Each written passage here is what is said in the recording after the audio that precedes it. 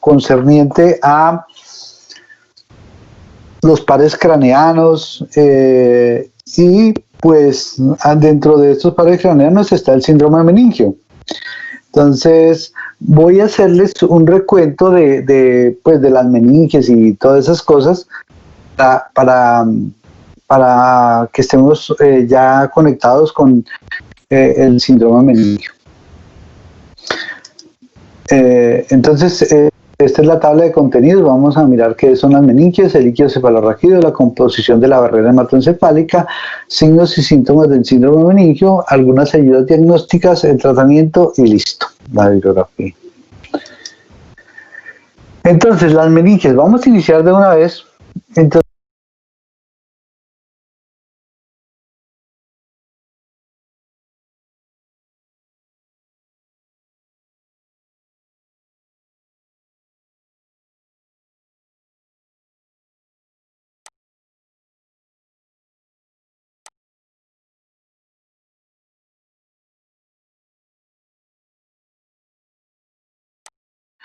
el síndrome meningio.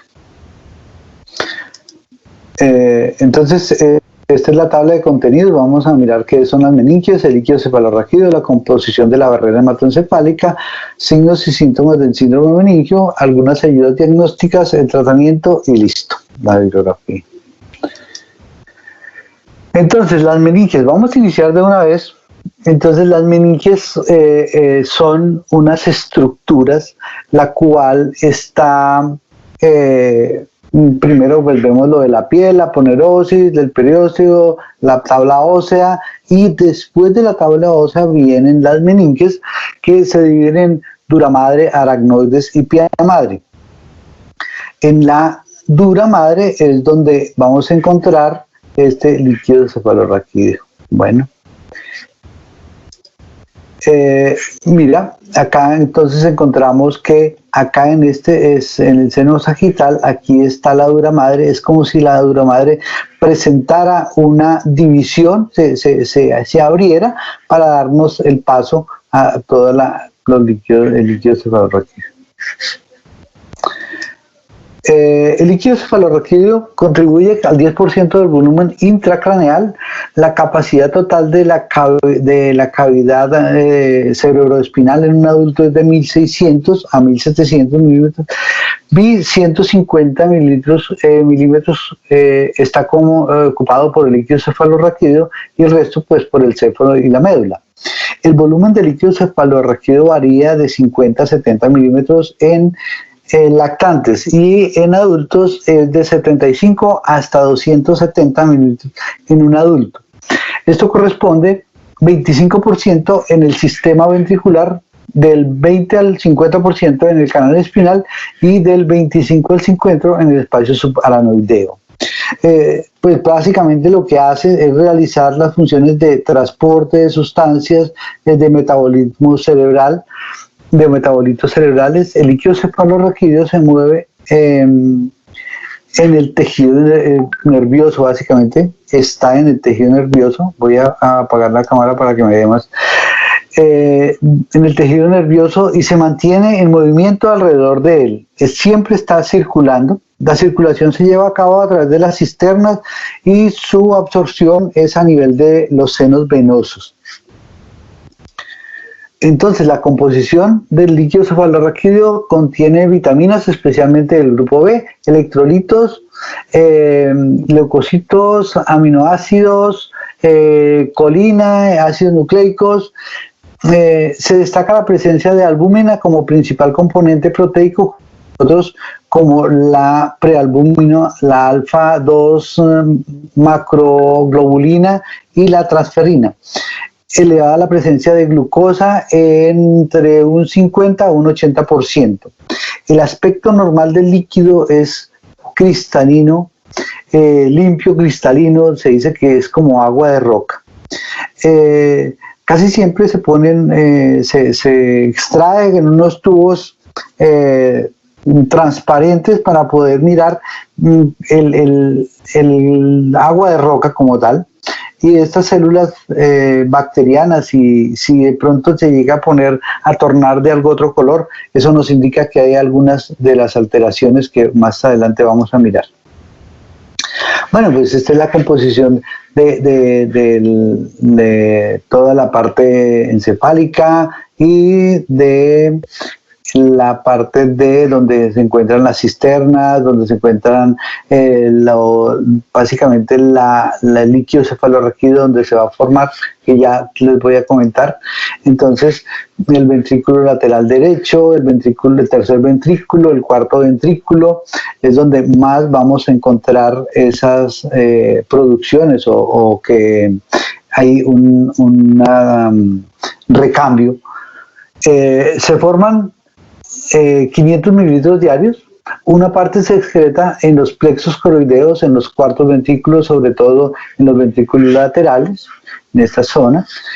Otra parte se excreta en la superficie ependimaria de todos los ventrículos, en la aracnoides, básicamente, y un pequeño porcentaje en el encéfalo a través de los espacios perivasculares que quedan alrededor de los vasos sanguíneos que atraviesa el encéfalo.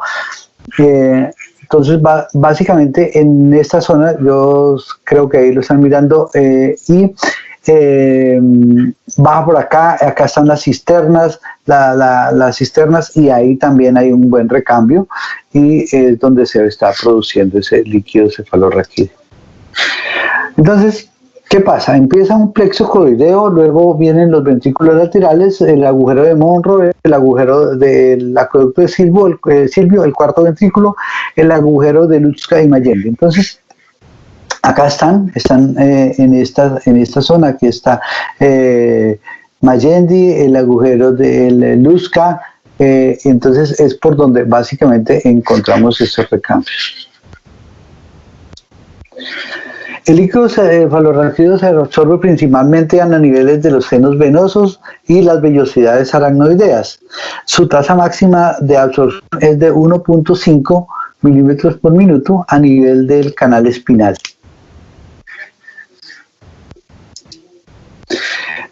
La presión del líquido cefalorraquídeo está regulada casi por completo mediante su absorción a través de las vellosidades aracnoideas, o sea, sobre estas vellosidades.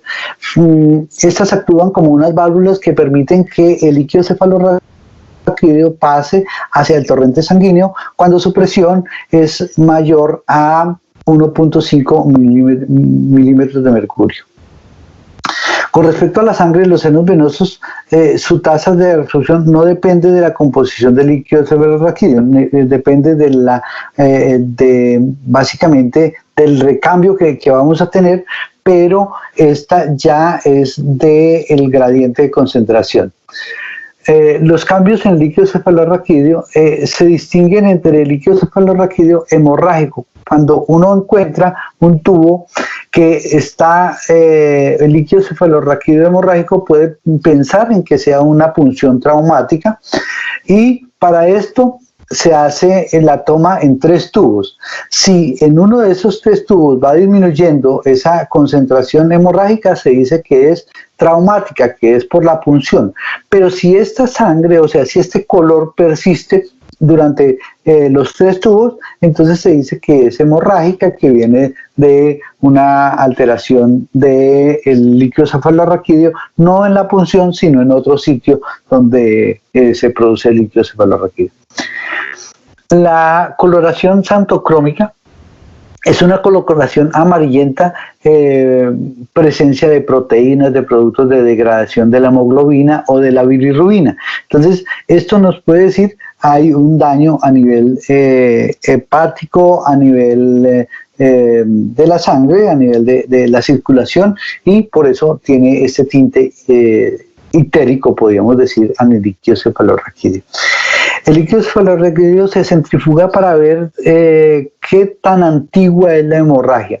Si se coagula inmediatamente, se dice que es sangre reciente, que es fresca. Si esta sangre no se coagula o se presenta como en unos grumos de otro color más oscuro, se dice que es sangre antigua. La barrera hematoencefálica. Entonces, en la barrera hematoencefálica es una estructura histológica y funcional que protege el sistema nervioso central, constituida por células endoteliales que recubren el sistema vascular cerebral, regulan y restringen el acceso al parénquima nervioso de múltiples sustancias o moléculas que circulan en la sangre para mantener la homeostasis de neuronas, células, glía y sistema nervioso central. Esto quiere decir que con esta barrera hematoencefálica, como ya sabemos, hay en nuestro caso, hay unos medicamentos que sí pasan la barrera hematoencefálica y hay otros que no pasan.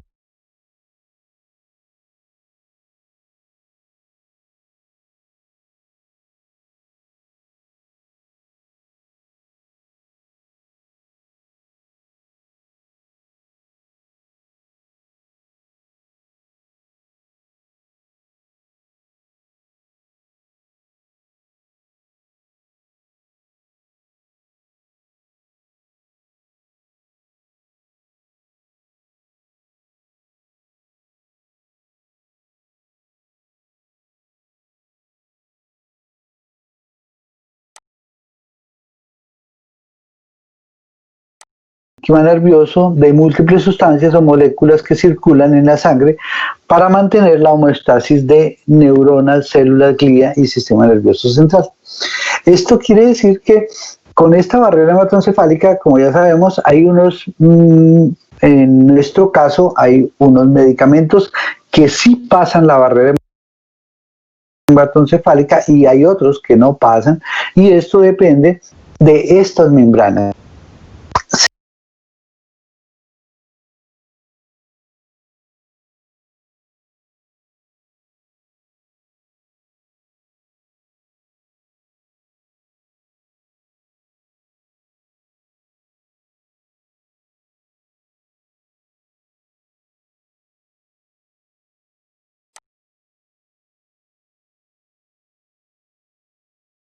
Hematoencefálica, como ya sabemos, hay en nuestro caso, hay unos medicamentos que sí pasan la barrera hematoencefálica y hay otros que no pasan, y esto depende de estas membranas.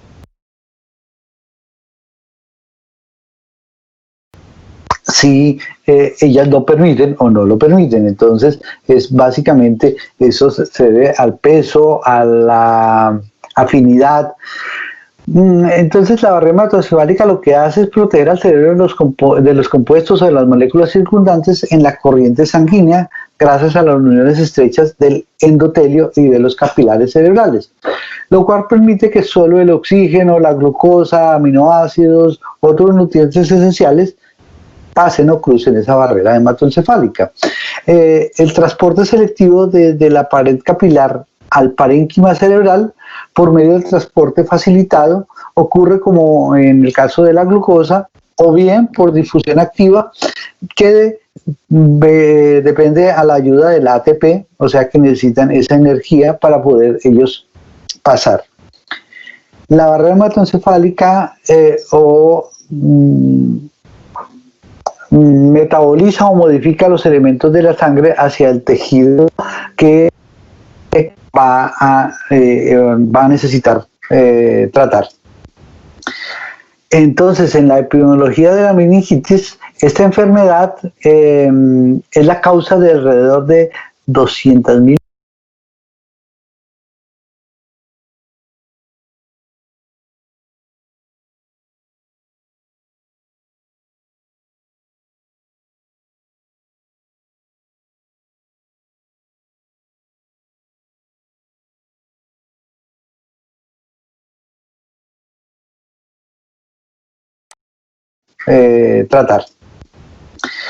Entonces, en la epidemiología de la meningitis, esta enfermedad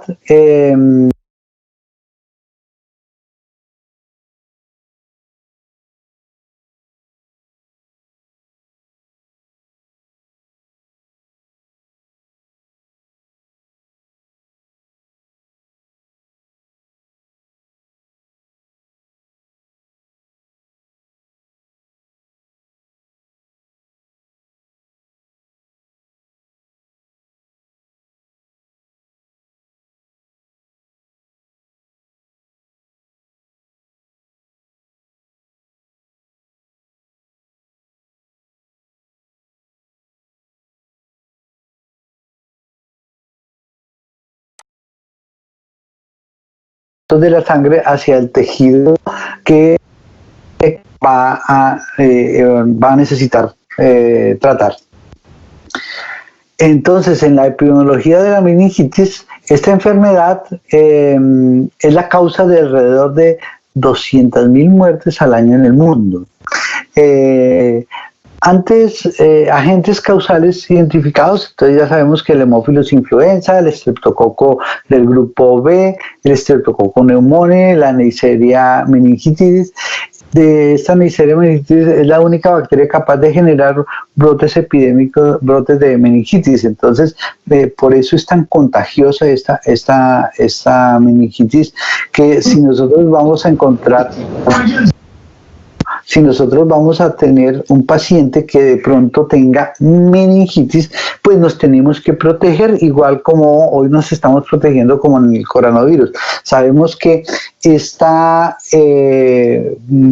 meningitis nos puede generar unas alteraciones mayores y que nos pueden contaminar. Entonces, básicamente lo que tenemos que es de una vez protegernos. Igual con caretas, con tapabocas, no tocar al paciente, se le debe dar una habitación especial o una unidad de cuidados intensivos, pero estos pacientes son altamente contagiosos. En la población general, el agente más incidente es el estreptococo pneumoniae, pero para los niños menores de 5 años es la Neisseria meningitidis. Es la que presenta un mayor número de casos a nivel de Colombia, ¿no? Pero casi en todo el mundo conserva esta propiedad. El síndrome meningio, entonces, el síndrome meningoencefálico es un trastorno irritativo de las leptomeninges y proporciones del tejido nervioso caracterizado por, entonces, el síndrome de hipertensión endocraneana de intensidad variable. Entonces es un dolor, es una alteración a nivel encefálico, alteraciones del líquido cefalorraquídeo y manifestaciones que dependientes del nivel de irritación. Entonces, como es un dolor, como es una agresión, eso nos va a producir un dolor. Lo primero nos produce una alteración de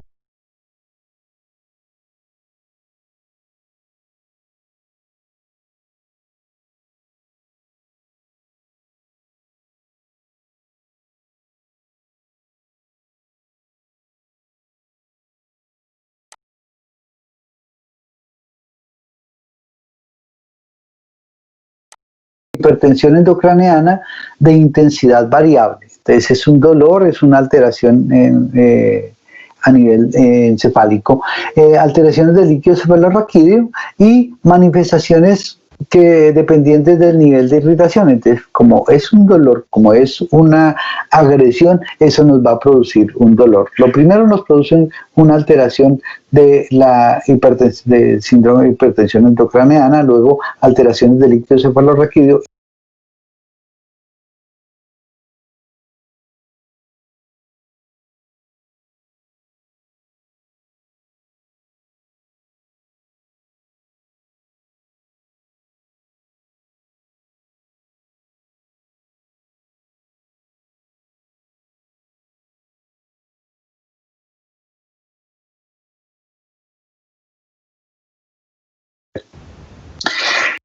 Que son un conjunto de signos y síntomas producidos por el aumento de la presión o el volumen del líquido cefalorraquídeo secundario a una agresión, a una inflamación, a una infección de las cubiertas meningias o irritaciones de las raíces nerviosas medulares. Este es el recorrido que nosotros tenemos que hacer. Entonces, en la meningitis, según el tiempo de duración de los síntomas, si es aguda o si es crónica, si es aguda es de horas a varios días, si es crónica de 4 semanas a meses. Según su etiología, entonces puede ser inflamatoria y no inflamatoria. Si no es inflamatoria, puede ser hemorrágica o neoplásica. Si es inflamatoria, entonces te dice que puede ser por bacterias, virus o enfermedades micóticas o enfermedades parasitarias. Si es por bacterias, entonces tenemos que es la Neisseria meningitis, el Streptococcus pneumoniae, el Haemophilus influenza, Staphylococcus aureus, espiroquetas. Bueno, y si es viral, entonces enterovirus o herpes viral. Si es micótica, criptoscocos, coccidioides, Candida, aspergillovirus. Si es parasitaria, entonces puede ser por toxoplasma, por tricomonas, por plasmodium, por cisticercos. Entonces, como vemos, hay una gran variedad de entidades en las cuales nosotros tenemos que pensar y saber que esta meningitis, la más terrible, es aquella que de pronto es inflamatoria y que es producida por alguna de esas bacterias, virus, micoplasmas o parásitos. Estas, entonces nos toca darle un tratamiento ideal, un tratamiento específico a cada una de ellas. Por eso es importante hacer la punción lumbar para poder identificar de qué depende esa alteración. Entonces, manifestaciones clínicas. Lo primero, entonces, es una cefalea. Entonces, es una cefalea persistente, aguda, muy intensa. El paciente expresa el dolor con gritos y se llama el grito hidroencefálico o meningeo. Es un grito que muchas veces lo han descrito como un maullido, porque es que ni siquiera pueden gritar a pedir ayuda, sino es un grito aterrador, pero muy agudo. Predomina en la región fronto-occipital y está acompañada de fotofobia, granulofobia, no le encuentro. Entonces, va a presentar siempre unas contracturas musculares. Estas contracturas musculares pues son dolorosas, es la que nos describe el grito hidrocefálico. ¿Por qué? Por una irritación del raquis. Esta irritación hace que el paciente tenga que adoptar unas posiciones, y esas posiciones, después de que se adoptan, el tratar de volver a la normalidad le produce demasiado dolor. Una de estas posiciones que adoptan o que se presentan es la rigidez nucal. Entonces es una de las primeras que se presentan, y esa rigidez nucal temprana en la meningitis aguda se realiza. Entonces nosotros tenemos que pedirle a nuestro paciente que toque el mentón con el pecho, pero el paciente lo que va a hacer es abrir la boca para tratar de tocar el mentón sobre el tórax, y cuando abre la boca y nota que no es capaz de tocarlo, que ni siquiera abriendo la boca es capaz, entonces se llama el signo de Levison.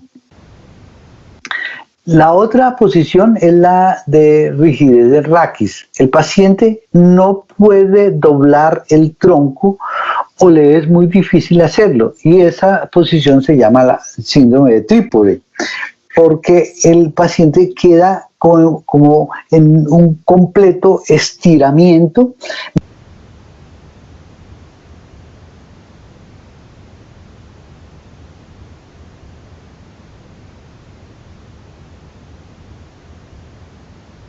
Doctor, no se le oye.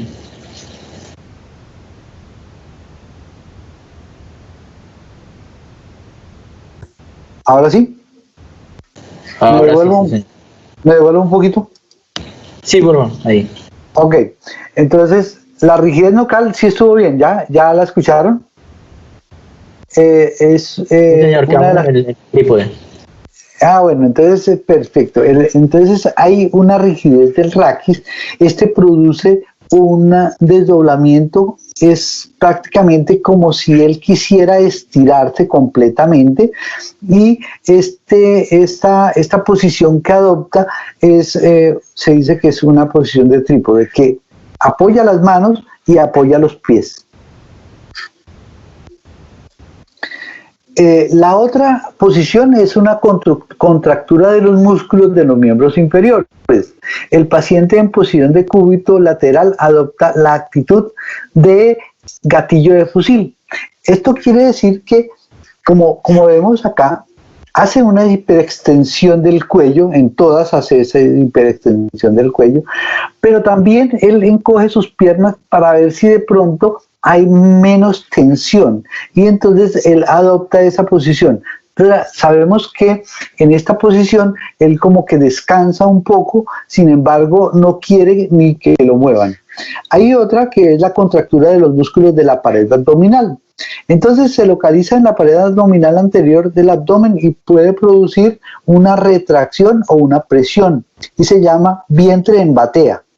Este vientre en batea, aquí ustedes la alcanzan a mirar, es como si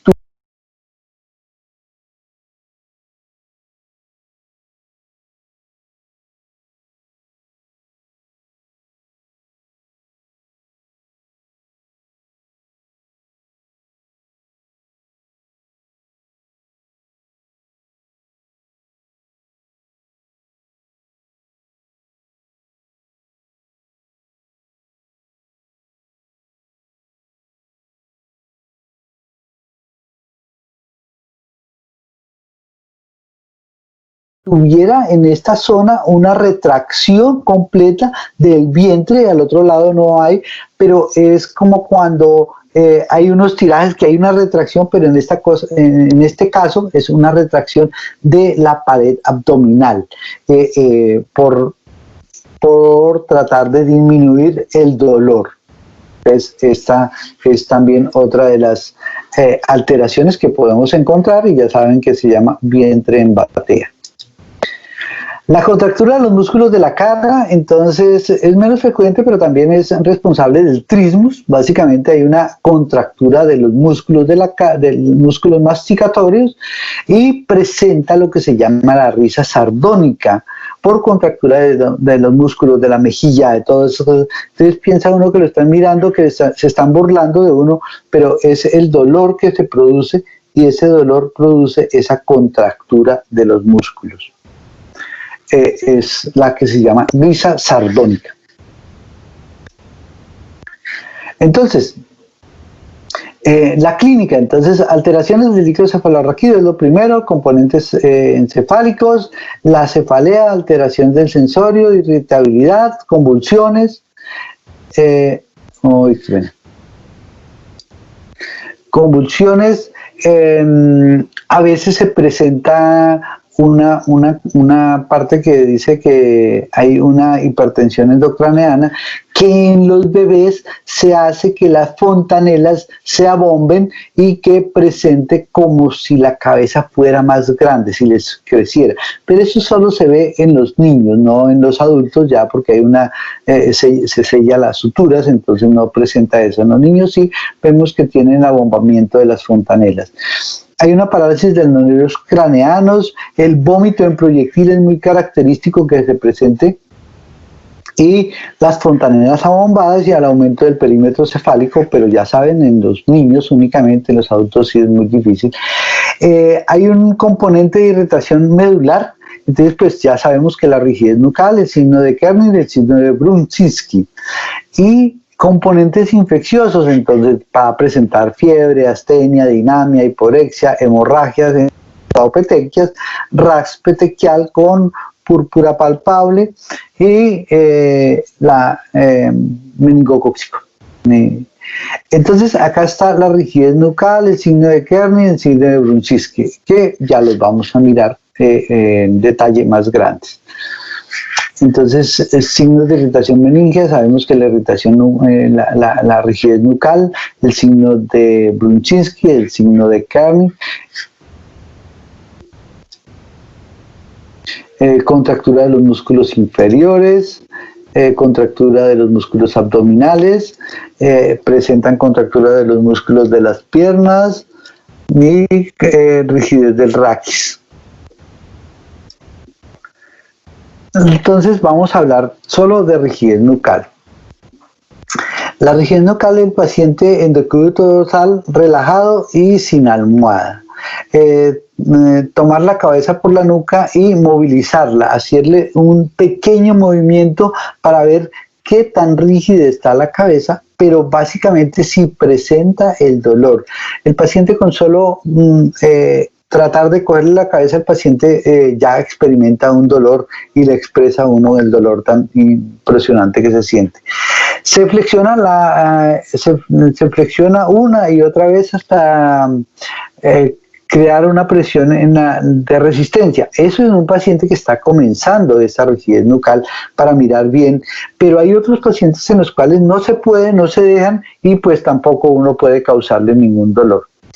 El signo de Levison, entonces decíamos que es tratar de que el paciente, al estar en esta posición, nosotros le pidamos que toque el mentón, el esternón, y el paciente lo que va a hacer es abrir la boca para tratar de alcanzar a tocar el esternón sin lograrlo.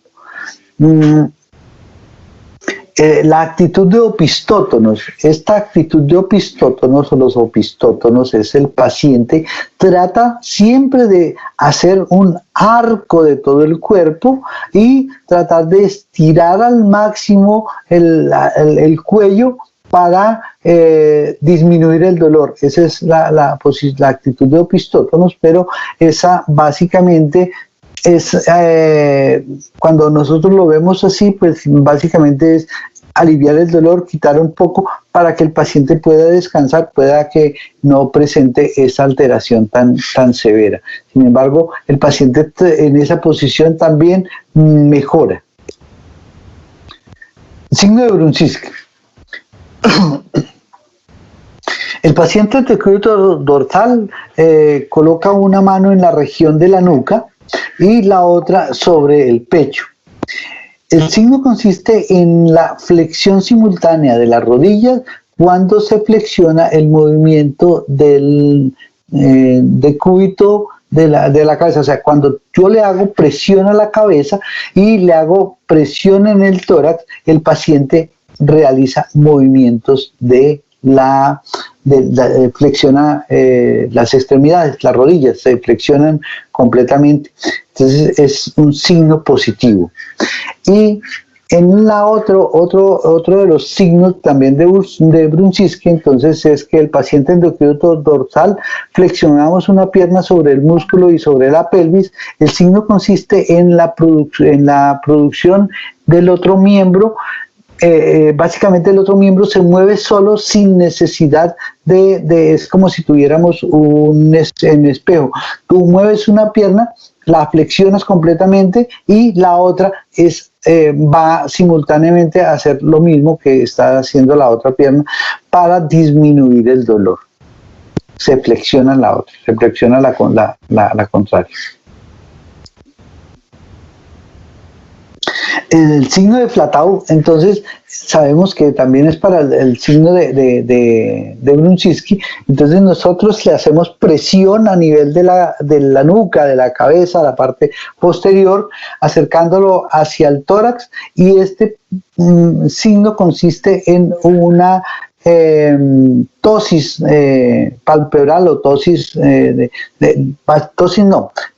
protrucción de los ojos. Va a hacer que el dolor hace que se presenten unos exoftalmos que van de acuerdo al sitio que nosotros vamos a hacerle la presión, y entonces presenta la alteración, la presión sobre el exoftalmos, y muchas veces no se consigue hacer este signo porque el dolor no lo permite. El signo de Kernig, entonces el signo de Kernig, el paciente en decúbito dorsal se le colocó un brazo debajo de la espalda y se sienta pasivamente mientras se apoya la mano libre sobre las rodillas, evitando que se flexionen. Estas también nosotros podemos hacer que no se flexionen, y pues el signo consiste en que las rodillas se flexionan y presentan como si se estuvieran moviendo como si presentaran, como si fuera unos movimientos tónico-clónicos. Básicamente ambas rodillas se mueven tratando de flexionarse siempre. El paciente, este es otro de los signos de Kernig que también se hace. El paciente en decúbito dorsal, la mano del explorador levanta uno de sus miembros inferiores tomándolo por el talón. El signo consiste en que a cierta altura el paciente no puede mantener el miembro extendido, el contralateral, y empieza a hacer la misma flexión para disminuir la tensión del raquis.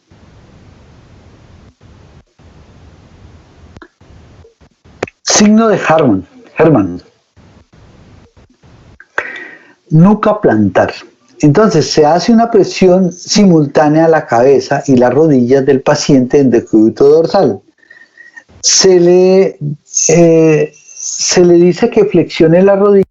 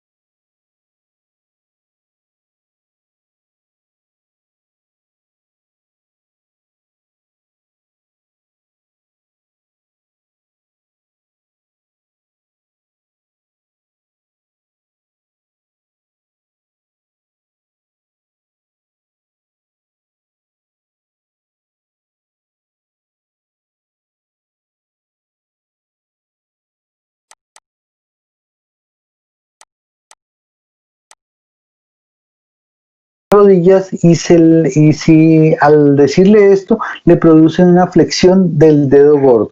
Entonces nosotros le hacemos el reflejo le hacemos una presión sobre la cabeza, pero sobre las rodillas, y le pedimos que flexione las rodillas y de una vez hace una abducción del dedo gordo. Ese es un signo de Herrmann positivo.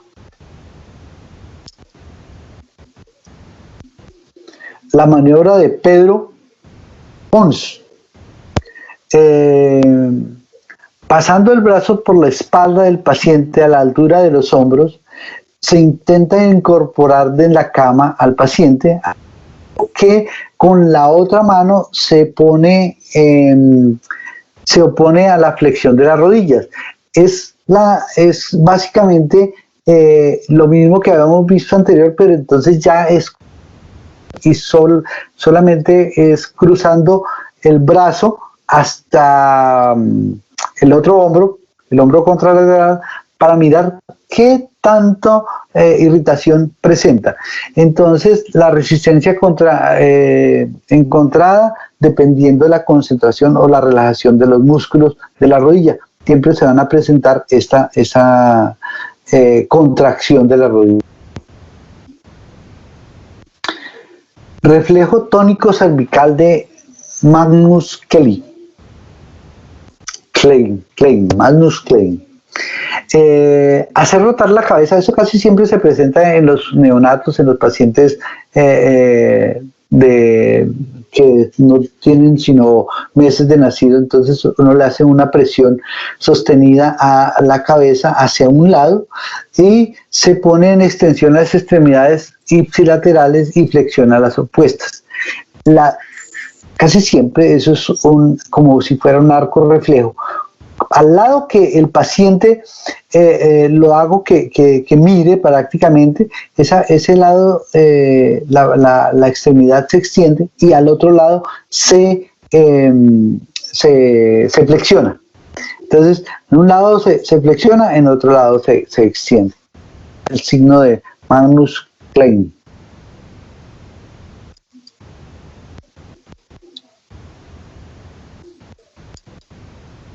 No, ahora no quiero pasar.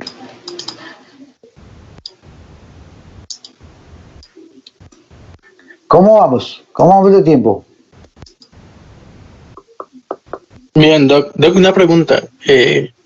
Veo que en los Pregunta. links de las imágenes dice que si es un reflejo primitivo fisiológico, no. Mm, Es, Cristian, no se escucha nada. ¿me escucha ahora, Doc? Ya te escucho. No, que decían los links de las imágenes que si el reflejo era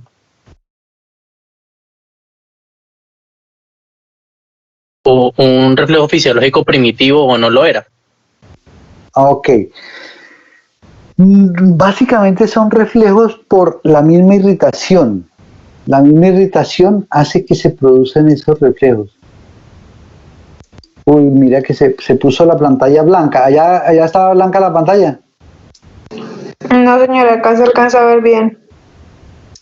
Acá quedó una pantalla blanca y no me deja ni avanzar ni devolverme. Espérame un segundito. Ya. Ya, un poquito y se volvió. Creo que me está fallando el internet y eso sí me preocupa. Porque todavía, bueno, ya pasamos los signos, que era lo más importante. A ver cómo está.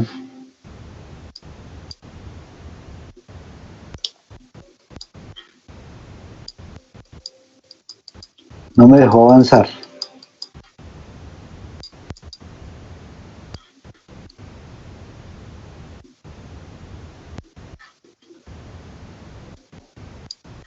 O que alguno de los que están de moderadores tome de control y la cambien. Cambien la diapositiva. ¿Se puede desde allá de pronto cambiarla? Nosotros ¿Ahí ya está estamos viendo? viendo la de vómitos y convulsiones y fiebre. No, acá no aparece nada. Entonces, si es el internet, soy yo, Doc. Sí, es el internet mío. Cristian, ¿ahí cuál diapositiva estás viendo? La del Aquí, vómito, donde está el muñequito vomitando. ¿Todavía? No, acá yo veo es, otra. Porque yo, Ya está. digamos, yo tomo el control y está el de la parte donde dice que compromiso encefálico. Yo también. Ya, Yo veo la misma. Yo también. bueno, yo aquí no veo ninguna, que es lo más terrible. Está. Pásala, devuélvela, por favor, a ver si lo podemos. A la parte de los vómitos, Sí, ahí ya está la diapositiva. ve, y ahora qué pasó, porque no los puedo ver acá ninguna. Doctor, o deje compartir y vuelve y otra vez y dile a otra vez compartir. O sea, Tomar el control.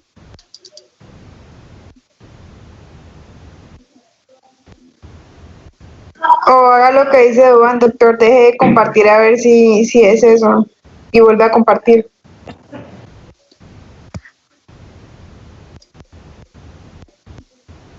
No me cambió, no me cambió nada. Ay, María. No, no. Oh, se fue la presentación.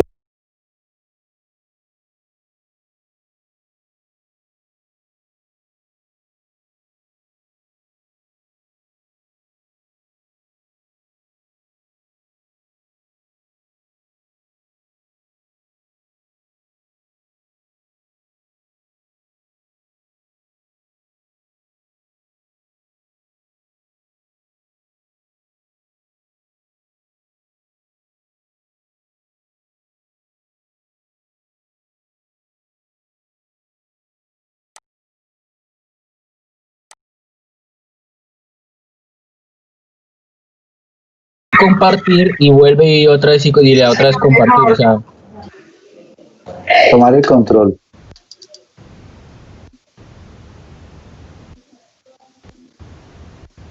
O haga lo que dice Duan, doctor, deje de compartir a ver si es eso.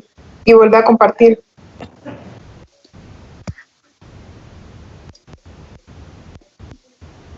No me cambió, no me cambió en nada. Ay, María. No, no. Oh, se fue la presentación.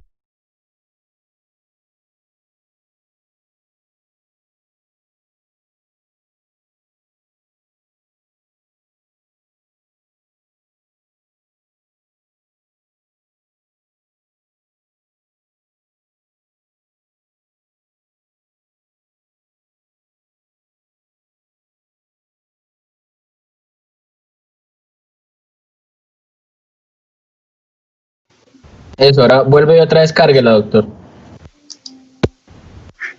Listo.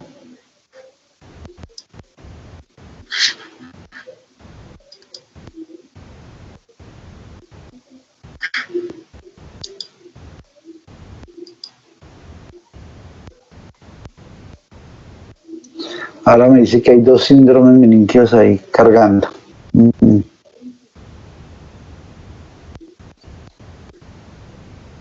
Ya, creo que ya va a cargar. Ahora nos toca aumentarla hasta donde estaba.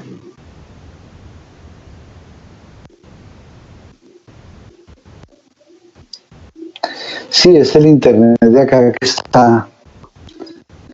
está molestando porque está demorado hasta cargar. Bueno, pero dimos un descanso. Íbamos como muy rápido. Un break. Sí es esa cantidad de signos que existen y a veces nosotros nos quedamos con solo rigidez nucal, signo de Kernel, signo de Brunchiski. Y no vemos los otros signos el de gatillo de fusil, el de todos esos, el de Pedro Pons. Ya se ve, doctor, la captura. Ok, perfecto. Vamos a ver si nos toca Doctor, ese Magnum que mostraron en el neonato, ¿también se puede hacer en personas adultas o solo en neonatos? Casi siempre se da más en neonatos. En los adultos casi ya no hay esa contracción que nosotros esperamos encontrar, pero sí hay unos que se dan. Cuando la irritación es bien severa, alcanzamos a ver esa contracción y es algo espectacular porque pues es terrible para el paciente, pero para nosotros como estudio es algo que uno quisiera como tomarle o sea, grabarlo, porque realmente es una contracción simultánea, uno le gira la cabeza hacia el lado contrario y una pierna se recoge y la otra se estira. Es súper.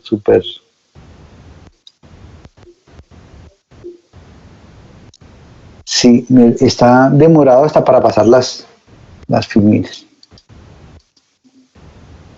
Sí, man, íbamos en la 33. Íbamos en la 33 y hasta ahora vamos acá en la 26.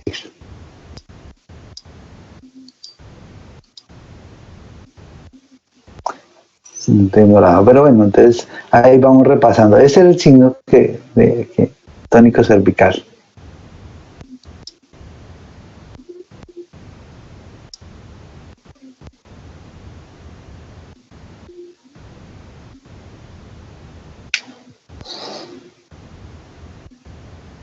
Entonces, básicamente lo que tenemos que es pedir siempre los exámenes, pedir siempre, bueno, este no lo habíamos visto.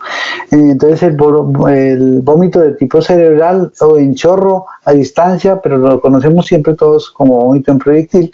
El vómito en proyectil no solo es por esta meningitis, por un trauma, por una alteración. Sabemos que siempre vamos a mirar que si tiene algún vómito en proyectil o alguna alteración del paciente, si un niño se nos cae y tiene un vómito en proyectil, llévelo inmediatamente a que le tomen un TAC, que es lo más importante para también pueden generar convulsiones focales o generalizadas, hiperestesia cutánea o muscular, como la que vimos en abdomen, y la fiebre, pues cuando es infecciosa, pues hay fiebre. Si no hay compromiso encefálico, se puede presentar alteraciones psíquicas, somnolencia, cambios de carácter. Estos pacientes se tornan irritables. Esos pacientes, el mismo dolor hace que no quieran ni que los miren, y pues nosotros siempre vamos a molestarlos, venga, levante para acá, y el paciente muchas veces es tan agresivo con uno que nos toca no hacerle todas las maniobras que se deben hacer. Monoplejías, miplejías transitorias o definitivas, convulsiones, coma meningio, signos oculares, oftalmoplegias, tosis, palpebrales, estrabismos, diplopías, miriasis, nistagmos o catalepsias oculares. Prácticamente queda ciego por un tiempo y puede que mejore, pero básicamente es como por la misma contracción de la musculatura.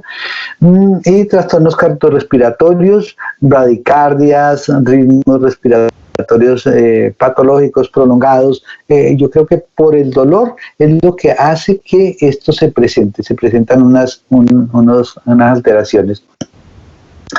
Como complicaciones meningias, entonces, pues el edema cerebral, las convulsiones, la coagulación intravascular diseminada, abscesos, hidrocefalia, ventriculares y secreciones inadecuadas de hormona antidiurética, y puede generar diabetes insípida o puede llevar a la muerte. Tardías, pues epilepsias, parálisis cerebrales, hidrocefalia, retraso mental, trastornos de la conducta, sordera.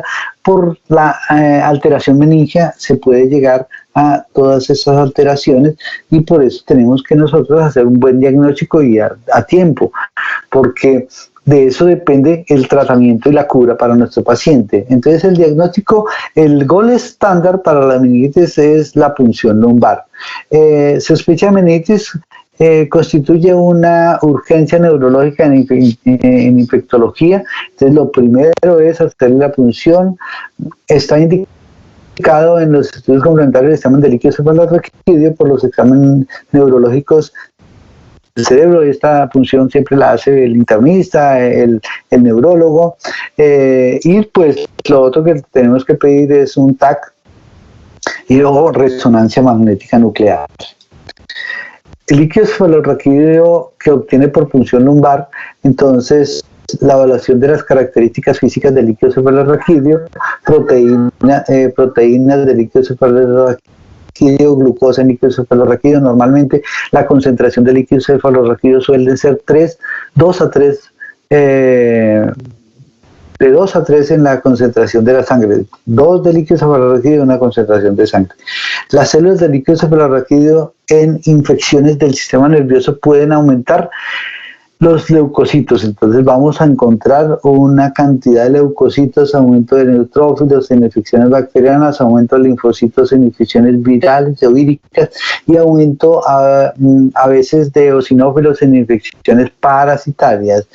Se hace la tinción de Gram y el cultivo de líquido cefalorraquídeo con antibiograma. Todo esto es para determinar qué tratamiento voy a seguir. Se puede diferenciar el tipo de líquido cefalorraquídeo por el aspecto del color, la turbidez. Se estudian la cantidad de albúmina, el número de células, características de las células, la cantidad de la glucosa. la albúmina elevada en la meningitis bacteriana o la albúmina elevada, entonces se puede encontrar en la meningitis bacteriana o en la tuberculosis. La albúmina normal en las bacterianas y bajo en la albúmina o poca albúmina evolucionadas básicamente por problemas o alteraciones víricas. Cuando encontramos células aumentadas de los leucocitos, entonces a expensas de los linfocitos en la tuberculosis, en las víricas, y a expensas de los polimorfonucleares en las bacterianas. Cuando hay una baja en las bacterianas en la tuberculosis, ay, se me tapó aquí. Ahí dice debajo en la tuberculosis, no la alcanzo a ver. Normalmente o algo baja en las víricas. Alcanza a leer la parte inferior. En el cuadro de líquido cefalorraquídeo y la patología meningias, entonces encontramos cuando lo primero que miramos es el líquido cefalorraquídeo, si es normal, si presenta alguna meningitis supuradas, meningitis virales y meningitis tuberculosa. Básicamente el aspecto es el color. Sabemos que el color tiene que ser como claro, como agua de roca. Es cristalino completamente, no tiene ni olor ni tiene de pronto ninguna viscosidad. En la meningitis supuradas, entonces supuradas o supurativas, el líquido es turbio, es opaco, es como muy como si tuviéramos un líquido con algo embarrado, algo como en vidrio de esmeril. Es cuando encontramos esas supurativas y ya de pronto lechoso.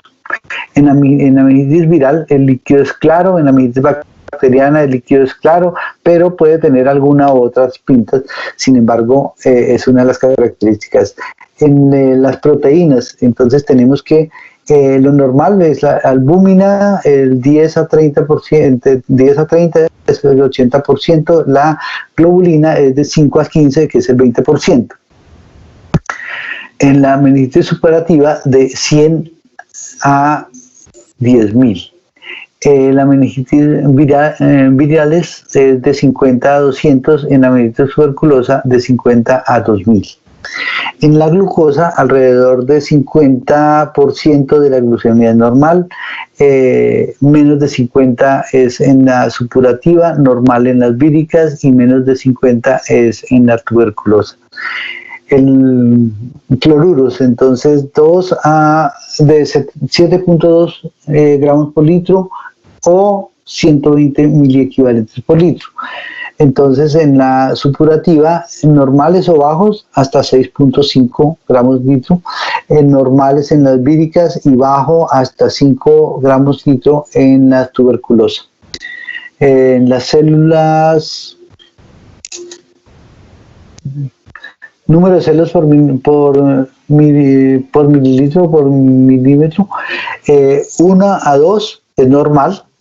Cuando ya encontramos en la meningitis supurativa de 50 o más hasta 100.000, entonces decimos que es una supurativa. Y cuando es vírica hasta 1.500 y cuando es tuberculosa de 50 a 1.500. El tipo de células, entonces también encontramos linfocitos mononucleares grandes.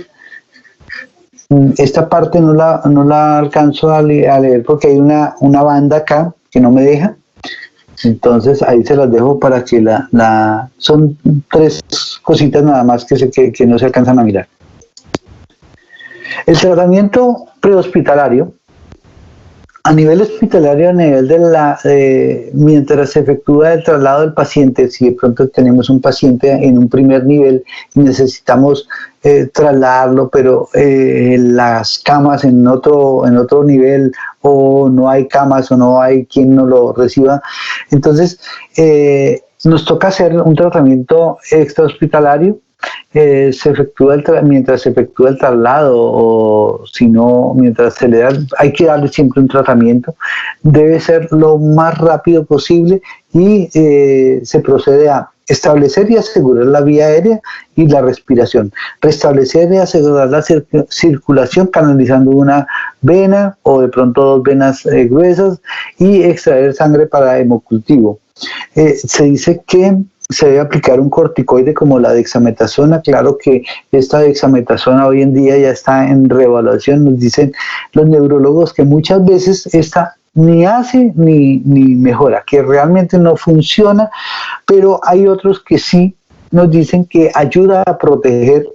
Entonces, nosotros preferimos muchas veces colocarla, a pesar de que nos regañen, porque hay unos que no les gusta y hay otros que dicen que sí nos ayuda a proteger el líquido cefalorraquídeo y la irritación meningia, básicamente, que se continúan a las 6 horas. Ya no se aplica, primero se aplica de 0.15 miligramos por kilogramo de peso del paciente y a las 6 horas 0.15 miligramos cada 6 horas durante 4 días.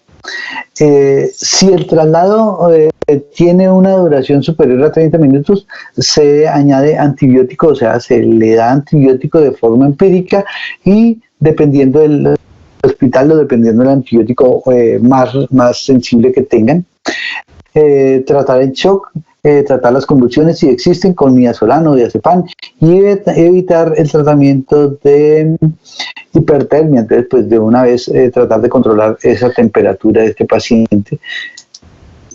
En tratamiento hospitalario, entonces para la meningitis bacteriana ya sabemos que tenemos que hacerle la punción primero y ahí nos determinan qué tipo de meningitis es el tratamiento general. Ya dijimos que canalización de venas periféricas, la hidratación, antihelmínticos, aislamiento durante las primeras 24 horas o hasta descartar infección meningocócica. El tratamiento antibiótico, entonces tratamiento empírico, uno lo puede iniciar con cefotaxima 2 gramos cada 6 horas, 200 miligramos por kilo al día, vía intravenosa, o ceftriaxona a dosis de 2 gramos cada 12 horas, 100 miligramos por kilogramo día. Y B, en casos de alergia, de alergia a alguno de esos antibióticos, entonces tenemos la vancomicina, 1 gramo cada 12 horas o 500 miligramos cada 6 horas. Y si no tenemos vancomicina, entonces Astreonam, 1 gramo cada 12 horas. Eso es el tratamiento antibiótico que se tiene.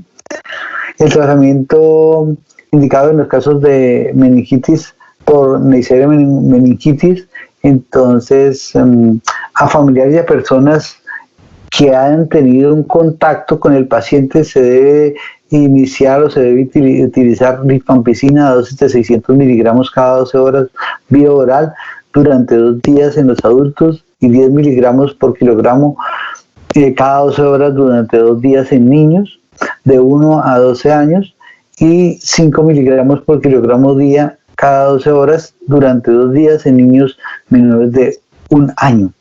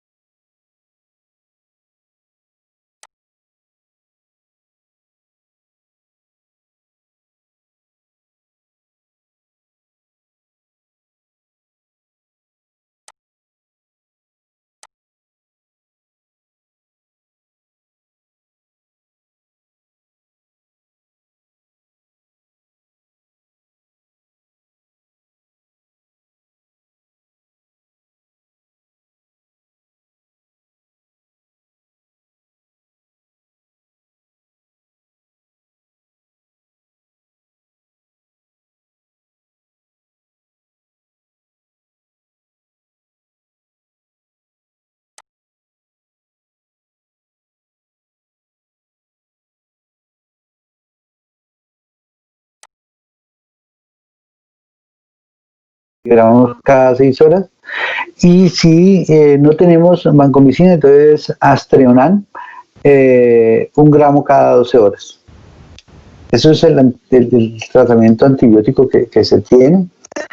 El tratamiento indicado en los casos de meningitis por Neisseria meningitis, entonces a familiares y a personas que han tenido un contacto con el paciente se debe iniciar o se debe utilizar rifampicina a dosis de 600 miligramos cada 12 horas vía oral durante 2 días en los adultos y 10 miligramos por kilogramo cada 12 horas durante 2 días en niños de 1 a 12 años y 5 miligramos por kilogramo día cada 12 horas durante 2 días en niños menores de 1 año. Si es para hemófilos influenza, a pesar de en personas con contacto directo o diario con el paciente, o sea, las enfermeras, los médicos, todos estamos predispuestos, tenemos que empezar un tratamiento con rifampicina a dosis de 600 miligramos durante los primeros 4 días en los adultos, 20 miligramos kilogramo día durante el mismo tiempo en los niños. Esto es por 4 días el tratamiento, porque nosotros necesitamos protegernos. En el caso de que el paciente presente algunas alteraciones. Resulta que hace poco hubo un paciente que tenía meningitis en la clínica Meta y varios de los médicos tuvieron en contacto, no se dieron cuenta y tuvieron contacto con este paciente. Lo que hicieron fue llevarnos a los hijos a vacunarlos.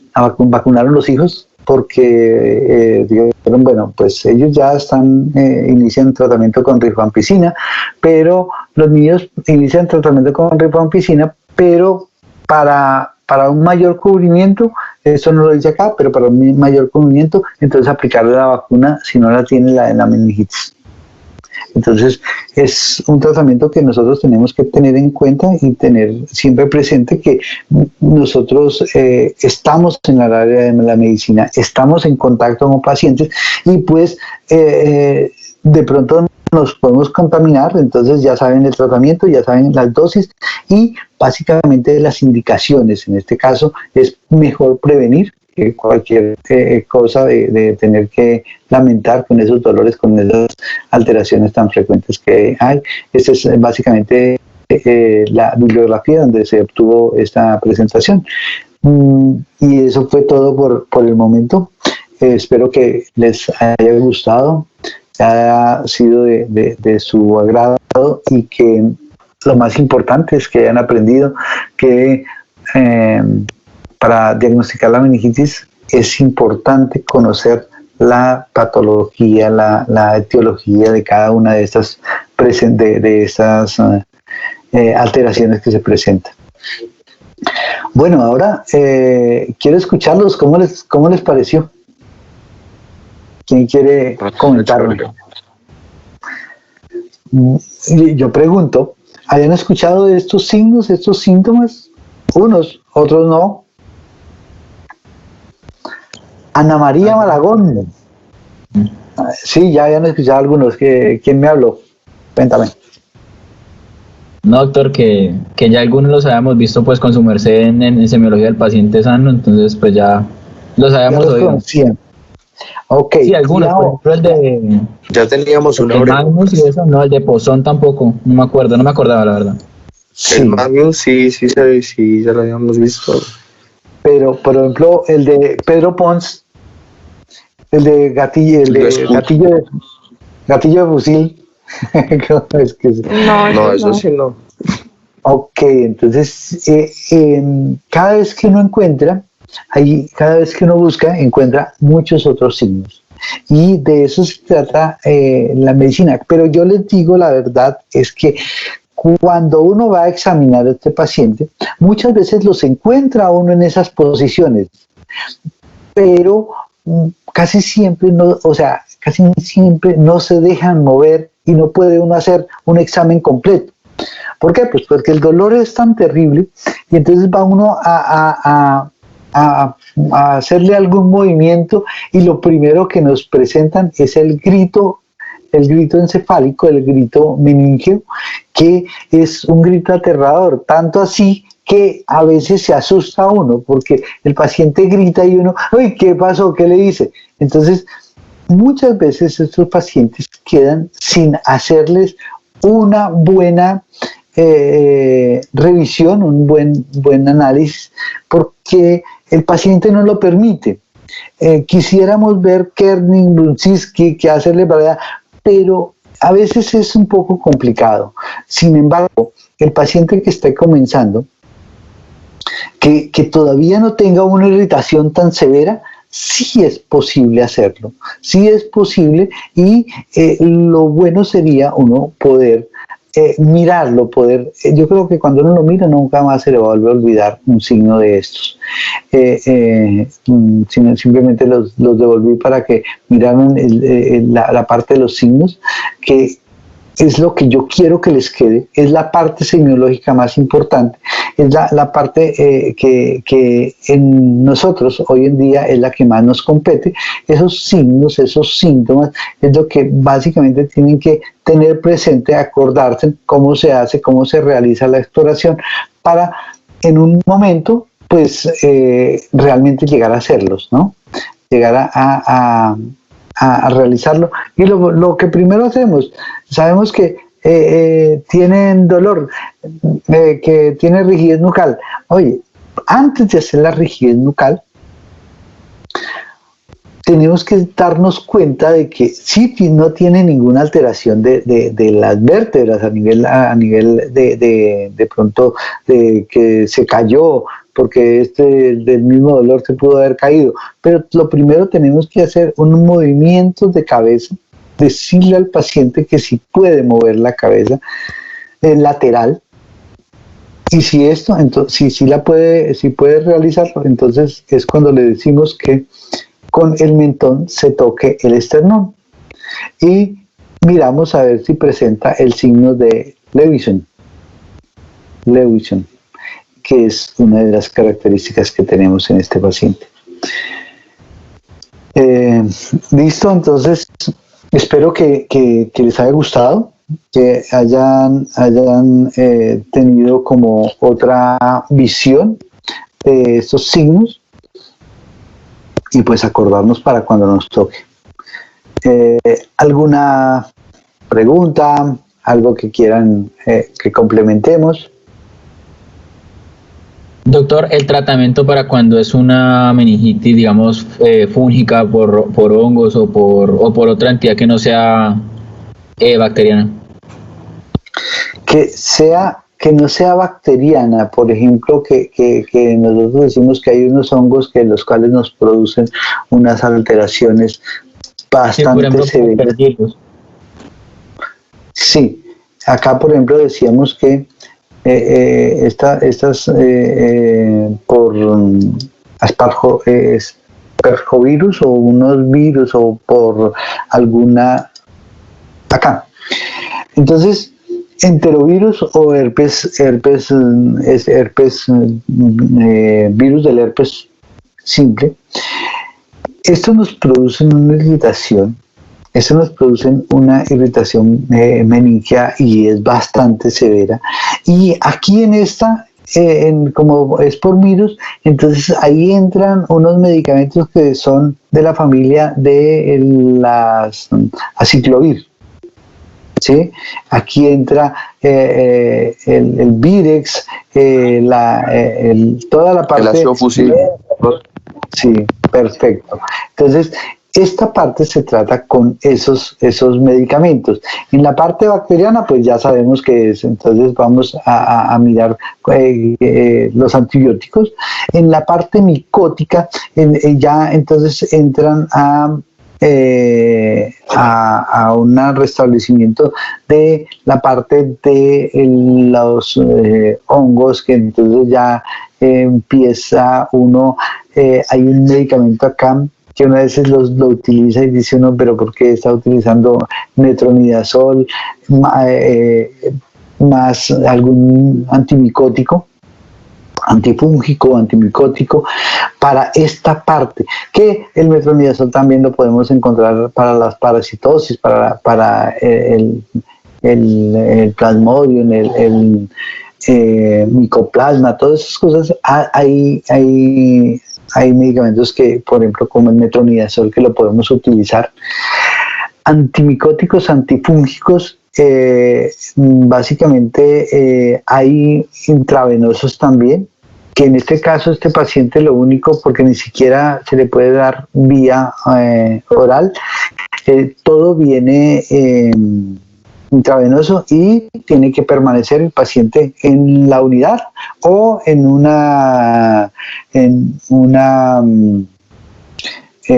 cama aislada con todo. Prácticamente es como no es en la unidad, sino en una cama restringida, porque lo primero que tenemos que restringir es las entradas, las visitas. No puede ir a visitar a un paciente de esos, ojalá que fuera completamente herméticamente sellada y solamente uno la pudiera mirar por el vidrio.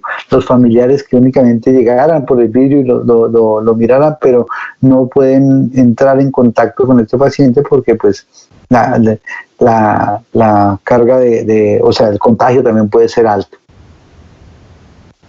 Entonces, para cada una tenemos que mirar. Las no inflamatorias, pues sí es una hemorragia, que también nos puede dar una hemorragia. Entonces, en este caso, si tenemos hemorragias, pues a veces toca entrar y hacer cirugía para ver de dónde es la hemorragia, qué es lo que está pasando con esa hemorragia. Y cuando es una neoplasia, pues también muchas de las veces se hace tratamiento y si se puede ingresar a hacer una cirugía, se ingresa, y si no, muchas veces hay que dejarlos quietos, hay que mirar esta parte que el cerebro, como no se puede abrir tan fácil, y si es una neoplasia, pues no, muchas veces en las neoplasias a nivel dice que las neoplasias o los cánceres que son de cuello y cerebro, cráneo prácticamente, son las más mortales, las más invasivas. Entonces, casi ya cuando hay una neoplasia, los neurólogos dicen mejor démoslo quieto, y ya le hacen estudios a la neoplasia a ver qué pueden hacer con medicamentos, pero casi no entran, casi no hacen esa remoción o esa cirugía, porque a veces el paciente se complica. Entonces, a veces dicen que mejor no, los dejan ahí quieticos. ¿Vale?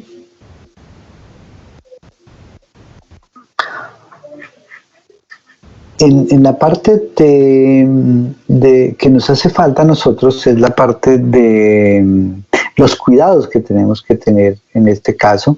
Pues yo sé que ustedes ya de pronto ahorita sí tienen un poco más de cuidados porque ya han visto cómo se tratan los pacientes de COVID, y haz de cuenta que uno tratar a un paciente con una infección así, que tenemos que entrar con todos los métodos de protección, y básicamente comentarle y decirle a los pacientes, a la familia, que tiene que hacerse unos exámenes, pero que tiene que empezar a tomar unos medicamentos a aquellos pacientes que han estado en contacto con ellos. Y pues básicamente meningitis hoy en día ya se trata, no era como antes que el paciente llegaba con esa meningitis y era, mejor dicho, un paciente que no lo dejamos ni respirar, toca de una vez lo llevamos a la unidad. Hoy en día ya son más manejables, hay más medicamentos y hay más protocolos para los manejos. Pues sí, compañeros, entonces de todas maneras me agrada saludarlos, me agrada verlos. Espero que les haya gustado esta presentación y que disculpen las incomodidades que a veces se tienen por casi siempre nos pasa eso por internet. A veces se disminuye o a veces no carga, a veces siempre tenemos complicaciones, entonces creo que pues no pasa siempre, pero pues a mí también muy pocas veces me pasa, pero bueno, siempre me presentan. Entonces nada, pues una feliz tarde y pues espero que cualquier cosa, pues ya saben, me pueden preguntar, contactar, miramos a ver qué hacemos. Bueno, Gracias, Gracias, doctor. doctor. listo, Hasta Daisy, luego. Ángela. Nos vemos. Gracias, entonces que estén muy bien. Ok. Igualmente. Ya no, Gracias, doctor. ay, Hasta luego. ya no tenemos más clase con ustedes, ¿no? Creo Ya, que no. No, no, no. Creo ya que les- no. Acabamos. Ah, Sí, bueno, señor. listo. Entonces, que descansen, que la pasen bien y que pasen bien la cuarentena. Gracias, ¿Listo? doctor, igualmente. Doctor. Bueno, Gracias, doctor. gracias. Está muy Hasta bien. luego. Cuídate mucho. Chao. Chao, que estén muy bien. Chao, que estén bien. Hasta luego. Chao, que estén bien.